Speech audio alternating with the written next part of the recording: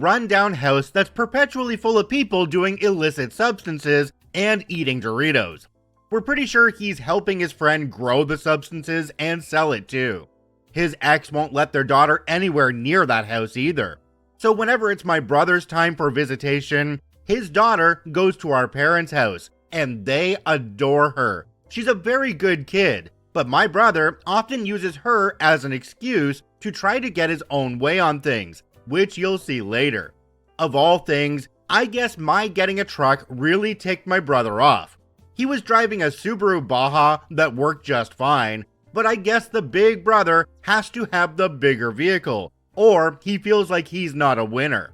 I swear, he's had to turn everything into a pissing contest and try to one-up me on everything since I was 18. For example, when I decided to get in better shape and started working out to build some muscle, he decided he was going to become Thor. That's how far he tries to take things. He went out and sold the Baja, then splurged on an '01 black Dodge Ram 1500 4x4 that I warned him not to buy. And he acted so proud of it. I suppose it'd have been okay if he got a Ram with a Cummins diesel in it, but no, he got a complete piece of crap that was already way worn out. When he showed me the ad, I looked it over and told him flat out, do not buy this truck. The paint was really rough and worn away, especially on the hood. Dents everywhere, lots of rust, and there were a few other red flags that I pointed out. He acted like I'd ruined his day, and then called the truck's worn out appearance Patina, which I joked was a good name for the truck. He really didn't like it though. I warned him that he should get a Toyota, a Ford, or a Chevy because they all make much better trucks. But no, he went out and bought that worn out Ram with over 200,000 miles on it. And yes, he overpaid. Or at least in my opinion he did. He got it for $3,000. He said he didn't want a boy truck like my Tundra, he wanted a man's truck like a Ram. I warned him that the truck was going to fall apart, but he dismissed me. The truck itself was slightly lifted, the rims were rattle can painted matte black, it had a rusty and dented steel aftermarket front bumper with a broken winch that had to be cut off with a saw because the bolts were so rusted, the paint was really bad, the rockers were basically gone from rust, the dash was cracking, the interior looked like there was a knife fight in it, the suspension squeaked a lot, and the tires were worn. I took a ride with him in it, and the shocks felt like they were completely dead, the transmission was slow to shift, and it needed a tune-up. And as much as I thought my older brother was an idiot, I did want him to at least feel happy with his purchase, since he already got the truck. So I helped him work on the Ram. I'm no mechanic, but I could swap some parts. My brother opted to try and fix the rust and paint the truck. One of his friends who owed him a favor knows how to weld and has a shop we could use. They used some scrap metal to jerry-rig some new homemade rockers on the sides and made patches everywhere there was bad rust that had to be cut out. Not sure how the guy did it. And it was a mix of recycled sheet metal and cut tubing, but it could have been worse looking. For painting the truck, my brother originally wanted to use cheap Rust-Oleum paint, but that crap doesn't set right and doesn't last. So I made him get a better brand of paint. It was just some single stage black paint primer in one. I painted practically that whole truck with a $20 Harbor Freight spray gun. And I'm not dissing on the spray gun, damn thing actually worked pretty well.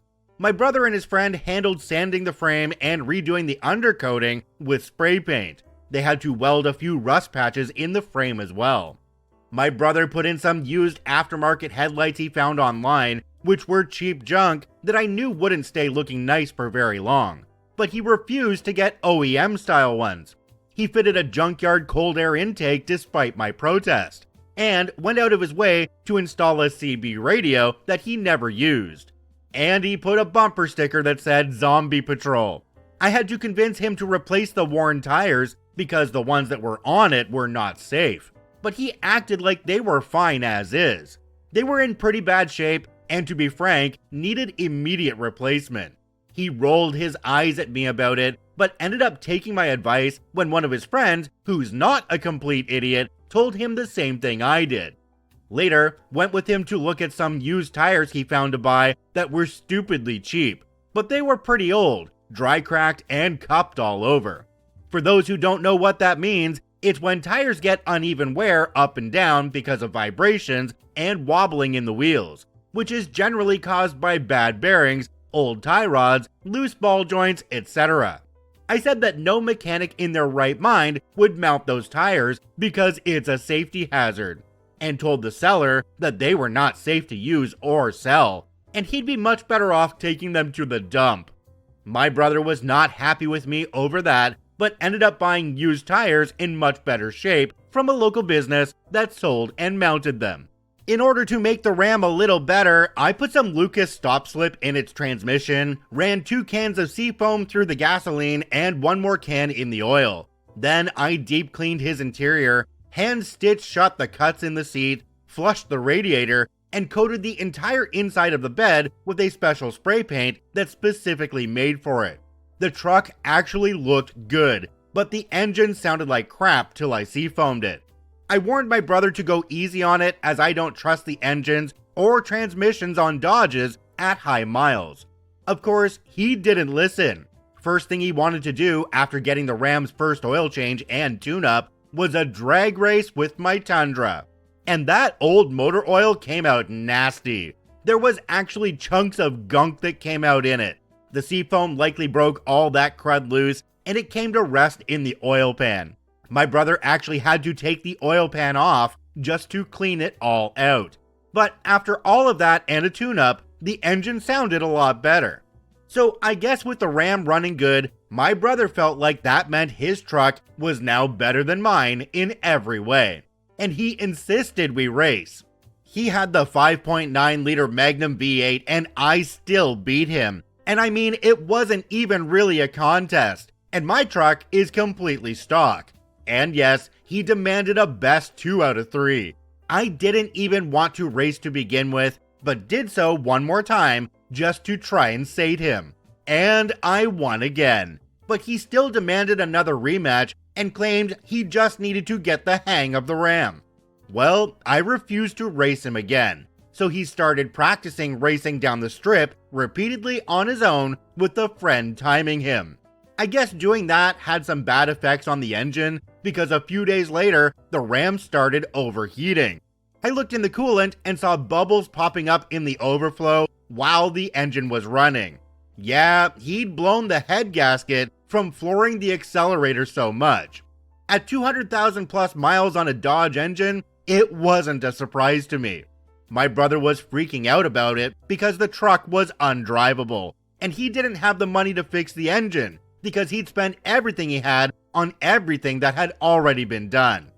I suggested running some gasket sealer called Steel Seal in it because it worked for a friend.